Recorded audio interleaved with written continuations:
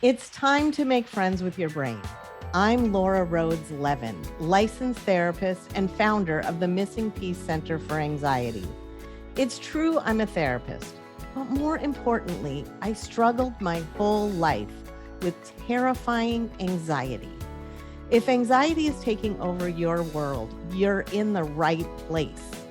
Each week, we'll learn new tools that work for me and that I hope work for you too. Let's make friends with your brain. You deserve it.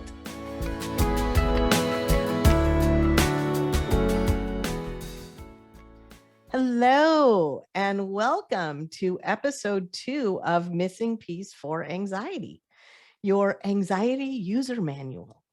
I am very glad you're here. Today, we are going to learn about the voice of our anxiety. So just a recap from last week, we acknowledge that anxiety is part of our fight-flight center. Our anxiety is essential to us. It's not what's wrong with us, it's what's right with us. It is there to help you sense danger. It's really important to recognize that that's exactly what anxiety does. It predicts danger everywhere. So you're sitting at home, you're waiting for someone you love to come home, they're late. You're looking at your watch. You can't believe they're not there yet. Anxiety is going to tell you they are dead in a ditch. Anxiety is not going to let you think, maybe stop to buy me flowers. Now, no offense meant to anyone who's bought me flowers through the years, but we're talking about extremes, right? Most likely the person isn't stopping to buy you a present, and most likely they are not dead in a ditch. But that's what your anxiety is going to tell you. I have a sign in my office that says, anxiety is a liar that predicts doom. And it is supposed to predict doom. But that doesn't mean we have to believe every word that comes out of our anxiety's thinking. We are more than our anxiety. We are whole people. And I want you to be able to feel all of your feelings. Every one of your feelings is so important. Usually when we're in a lot of pain, we rise through that to become who it is we're meant to be. Pain's the cornerstone of growth. I hate that, but in my experience, that definitely has proven to be true. If I'm good, I'm not working on growing so much. I'm just enjoying being good. Anxiety is there to make you worry and to make sure that your bills are paid, that you're wearing your seatbelt, that you're going to regular doctor visits. But your anxiety will give you that worst case scenario. So for me, if I get a pain in my gut, my anxiety goes to, oh my God, your appendix just burst.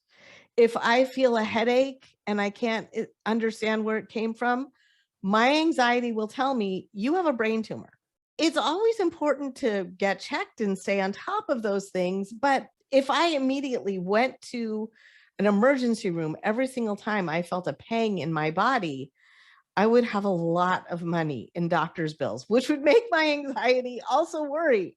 Can you afford me? So it's important to realize that that voice of anxiety is a really important part of who you are, but it's not all of who you are. It is a part of who you are. Just like my knee is a part of my body, but I can't design my whole life and make all my decisions around what my knee needs. I have to proportion it. So I can't build my whole life based on what my anxiety is going to tell me to worry about. So what your assignment is for this week, should you want one, is to start just recognizing the voice of your anxiety. Become familiar with how your worst case scenario predictor talks to you. Notice how often your anxiety will speak to you and try and get into the driver's seat because you are letting it predict your decision making. Like, I can't possibly leave this job because I'll never be hired again. That's anxiety. You can always explore your opportunities. You can always explore ways to make your life better. Anxiety will immediately tell you, no, this could be a very dangerous decision. And it's important to look at everything anxiety has to say, but don't let your anxiety make all your decisions. I would only let your anxiety make the decisions that it belongs being responsible for. So again, take this week, start recognizing the voice of your anxiety.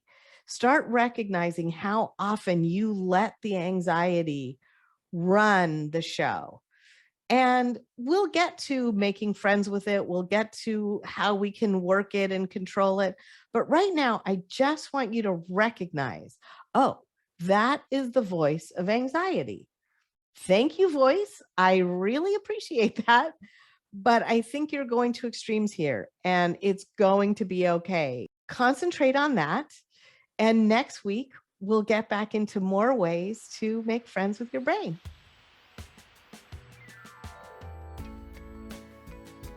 Thanks for tuning in today.